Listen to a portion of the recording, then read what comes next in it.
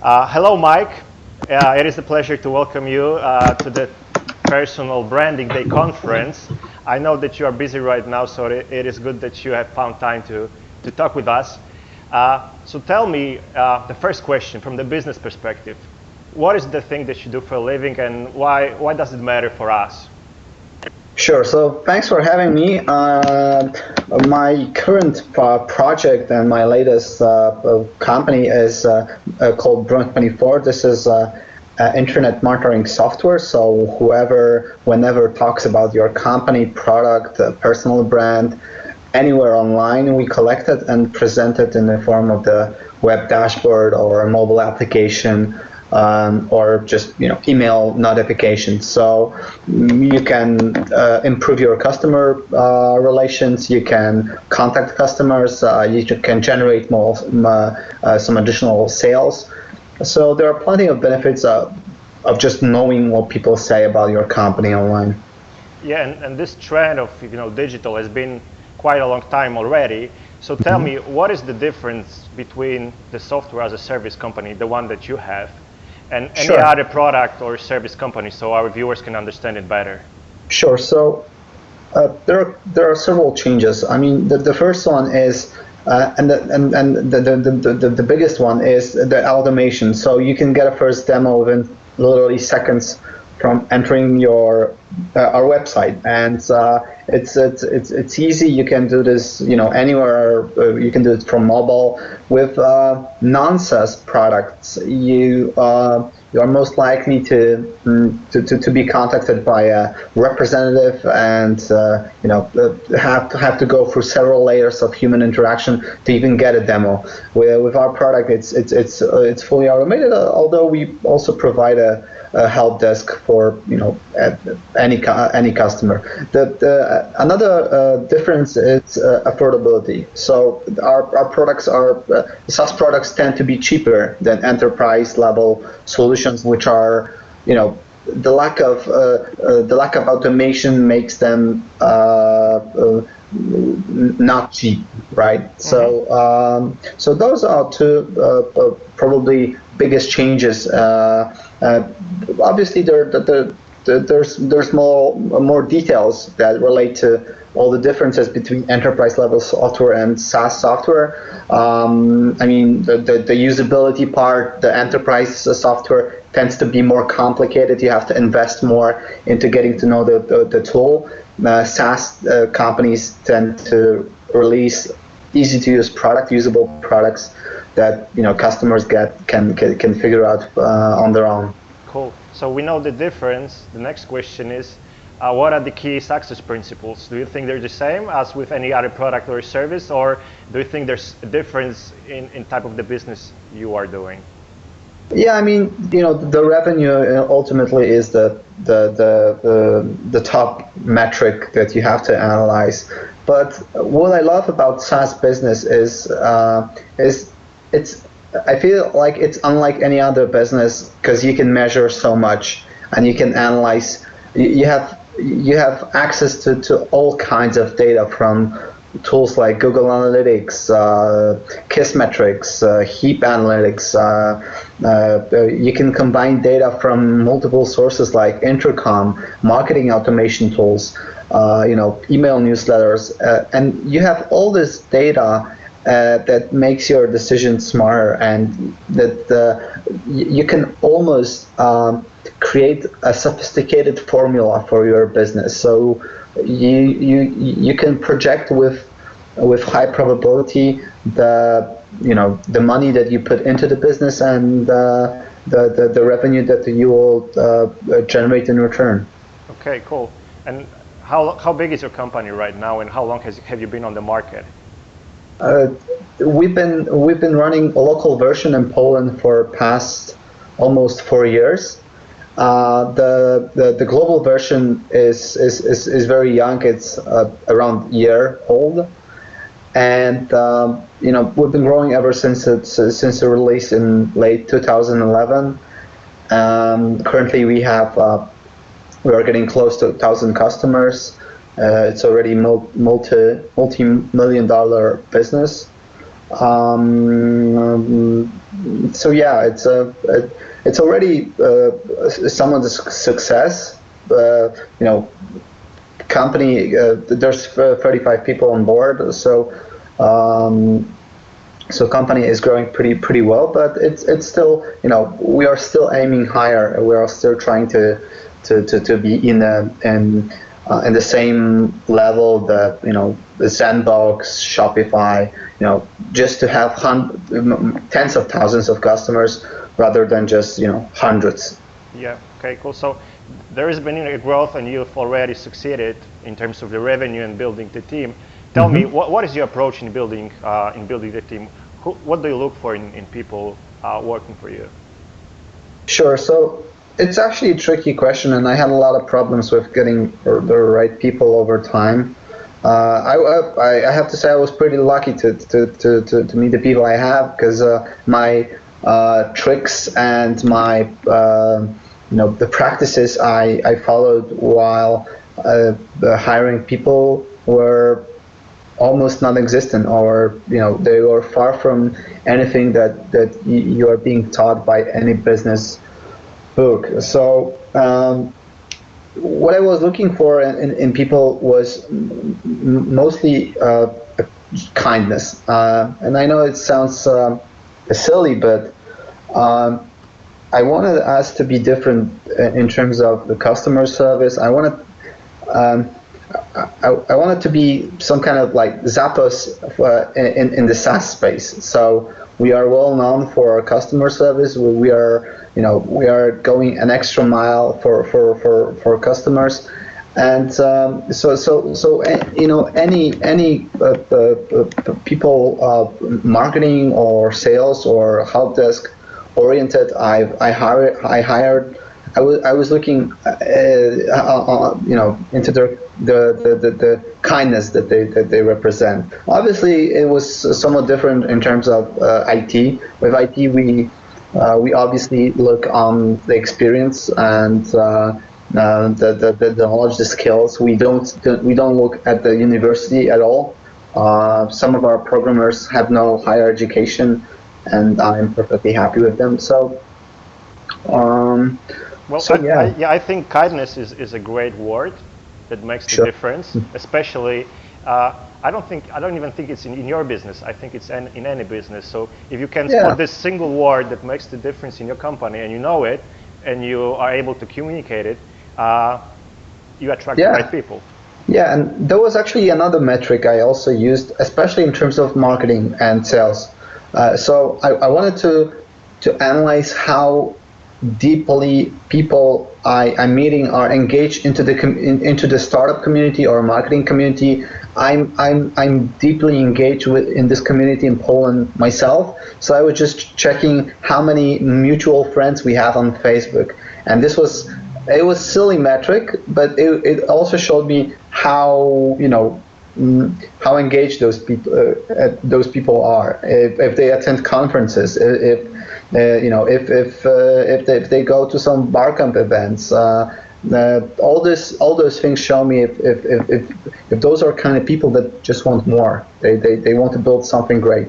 Yeah, I think it's a great advice and a great insight for people looking for a job. They want to get a good job, like what to do and how to prepare. Not only your knowledge and your skills, but your networking and your kindness and your service to others and availability as well.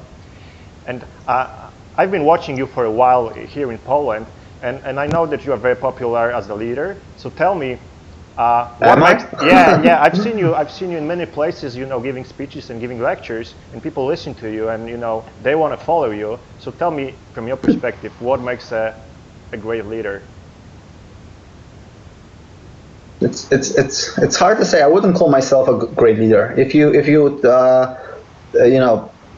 I love sharing our success, but as any it's not always a fairy tale when you run the business. And for example, the global version, I was people were congratulating us on doing great in terms of global even a year ago. And a year ago we were growing one or two customers per month, which is nothing. Right now we have dozens of new customers every month, and it's only now that we finally see that this will be a global success. But before, not so much. There were plenty of reasons to think that we're not going to make it globally. And we made so many mistakes. This analytics I told you about, that I'm so data driven right now. I'm looking into intercom data, obviously Google Analytics, but also Heap Analytics, Kissmetrics, etc. I'm like that for past 6 months. Before, I rarely logged into Google Analytics, so I was more. The business was more or less based on our intuition, and even though in so many cases our intuition was right, I feel like we could have been even a level higher on our journey as entrepreneurs by this time, but maybe not. But anyway, I wouldn't call myself a great leader, but if you relate to people liking our product, our company, or for some reasons myself, I think it's just there are several factors. We are transparent, so we share a lot of insights on how we grow the company. So it's not like we are, writing the Facebook post, oh, we've grown 80% last month, and we have almost 1,000 customers, and that's it. Because I feel like it's weak. Anytime I brag about our success, I try to I try to dig into reasons why we were successful or we were not successful, because I also shared some of our mistakes over time. So we are very transparent. So we share a lot. My co-founders say we share too much too much data, but I feel like by giving. The more we give to the community, the more we get, because maybe through the data I provide, through the tips I provide, we will have more successful SaaS companies globally from Poland, and I'm sure that they will figure out something that I don't know, and they will be able to help me, because they will be raised, if you will, in the spirit of openness of just helping each other. So again, the transparency, being willing to help anyone. I'm answering all my emails, all my Facebook posts. I never I never just skip email just thinking that it's not important, or somebody wants to sell me something, get lost, whatever. No, I always answer, because I just respect people's time, maybe more than my own, and maybe this is why people think we are okay. Yeah, you've touched upon a great topic. There's been a great book released by Adam H. Grant. It's called Give and Take, and it proves that givers, those who give more than they expect, tend to succeed more. And this is, in my opinion, one of the key factors in being a leader, because true leaders always give more than they expect. Yeah, it's karma, right? I mean, somebody posted on my Facebook some cool picture. What's the difference between a leader and the boss? And the boss just it's up there with the stick, right? Is up there with the stick, and the leader is the first one to drag the line. So yeah, I try to be a leader, but I still have plenty of flaws. So I wouldn't paint myself as a like a perfect boss who's like, I still have things to improve. Especially I need to spend more time with people on board. Some of our people are spread all over Poland. We have three offices in Poland, in Wrocław, Warsaw, and Gdańsk. We have some people in Suwałki, Gniezno, Brzeg, Krakow, and I don't spend as much time as I would like to with those people. And even though I try to keep them posted, to have with internal newsletters and all, I feel like it would be really cool to have more time to spend with them, so they could get the full picture. Maybe they still do, and I'm sure they still do, at least some of them. But yeah, it's not like I'm a perfect leader. Well, I would go back that you inspire other people, and I know it from other people and what I've seen and what I've heard. So tell me, where do you look for inspiration? Other entrepreneurs. I listen to a lot of books. I listen to a lot of podcasts, and every now and then I stumble upon an entrepreneur or a manager of some sorts that I can really relate to. Elon Musk is one. Tony Hsieh from Zappos is another. So I have this like Hall of Fame idols I follow, and in some ways I try to maybe mimic.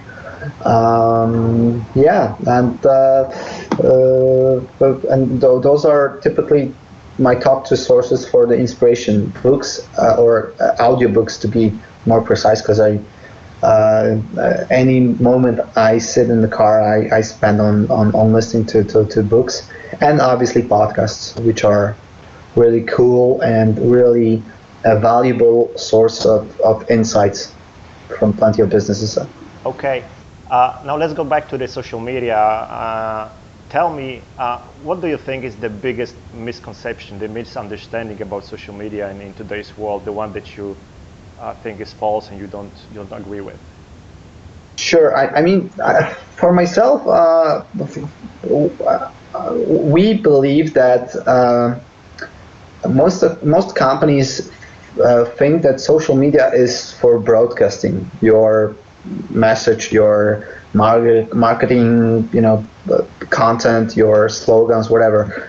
And I more and more I think it's for listening. It's a great place to listen. So some of our customers don't even have fan pages. They don't have like centralized social media profiles or whatsoever, but or they are not pushing to get hundreds of thousands of followers on Twitter or Facebook. They are more about engaging their community and engaging discussion wherever it happens. So it doesn't necessarily have.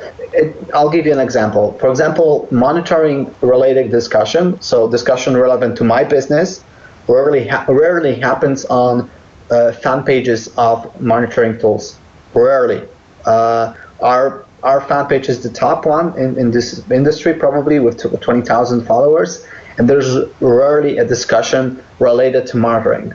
Mostly those types of discussions are in groups, some message boards, on a personal profile somewhere.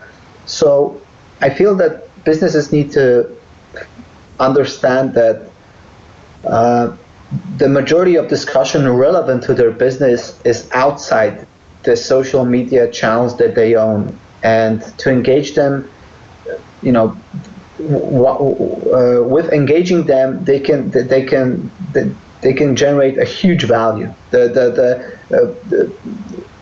So much more value than just engaging your fans on your fan page or Twitter profile or YouTube channel. All right, great. There's a great insight, and I think it will be surprising for most of the people, and it'll probably change the way they think about social media and their presence on social media. Yeah, that would be cool. Good. Last two questions I have for you. What do you think makes a great personal brand? Because we are in a personal branding conference. So, what, from your perspective, makes a great personal brand?